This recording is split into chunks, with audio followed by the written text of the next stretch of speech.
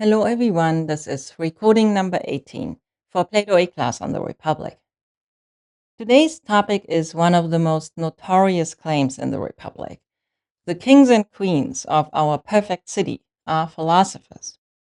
Now, Plato is entirely aware that that is going to be perceived as outrageous. Why does he nevertheless make this proposal? One thing to say is that philosophy is not yet an established discipline. So, to some extent, it is not evident what the claim even amounts to. Plato needs to tell us, who are these people? What is a philosopher? One dimension of this is that philosophers love all learning. They love all the disciplines. And that was the topic of recording number 17. Now, another thing to look at is their educational path. And that is what I want to talk about a little bit now. When Socrates turns to this in Book 7, he does not immediately turn to, okay, so what are the things that you need to study?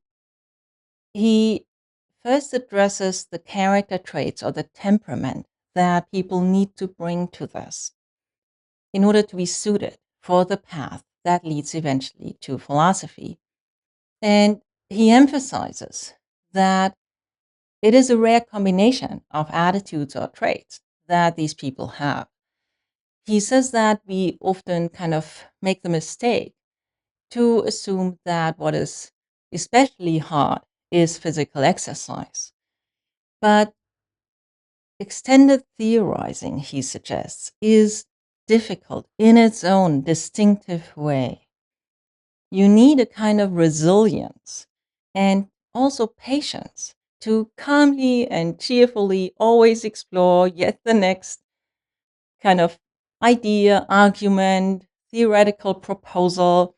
You always kind of encounter the next layer of difficulty. There's always more to learn. And you need to sort of quietly, calmly, happily go with it. And the idea is that that actually is like a difficult thing.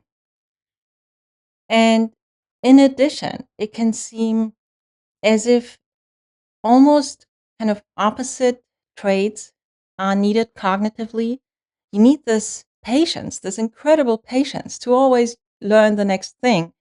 And at the same time, you need to be quick.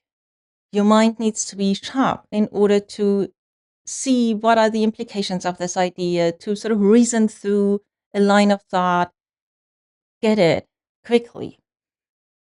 So there's emphasis on there being almost opposite traits that you need. And a similar idea came up already in Book 2 when Socrates compares philosophers with noble dogs. And he says these dogs are gentle at home and they are fierce to strangers.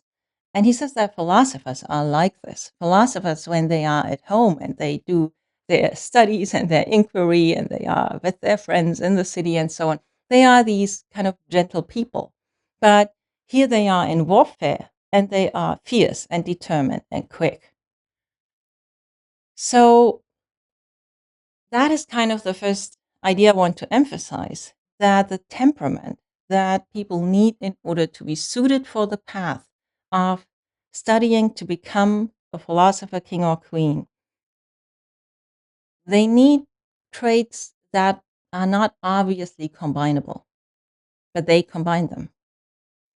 So, and now here's how the sort of steps of education work.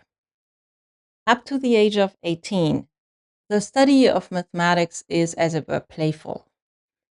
And then there are 2 years of military training, age 18 to 20. And then from 20 to 30, there are 10 years of advanced mathematics. That is sort of now serious mathematics.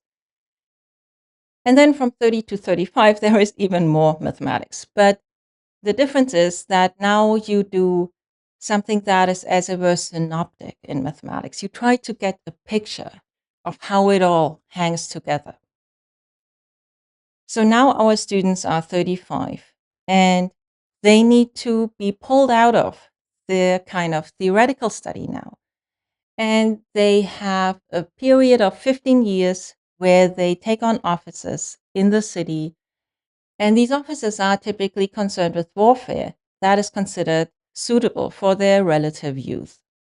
So now they are 50 years of age, and they are ready, those of them who have excelled in all the fields that they have encountered so far.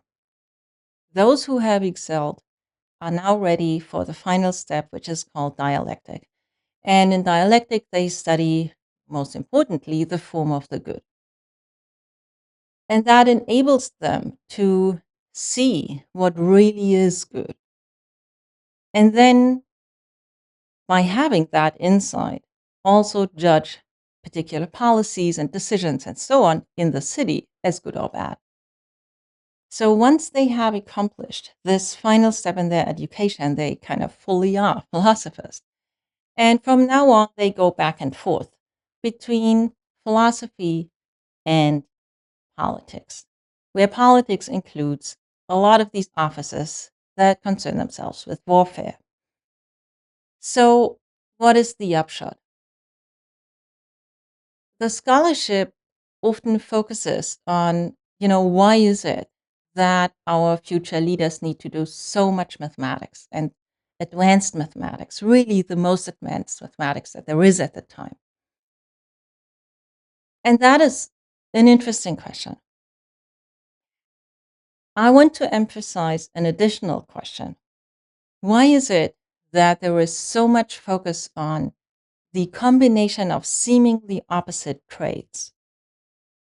That kind of the rarity of these persons who are suitable to be philosopher kings and queens resides partly in their ability to combine gentleness and fierceness, patience and quickness of mind, and so on and so forth. And there is a kind of explicit and intentional training in the transition from philosophy or theorizing more generally, initially just theorizing in mathematics, to military officers, back and forth.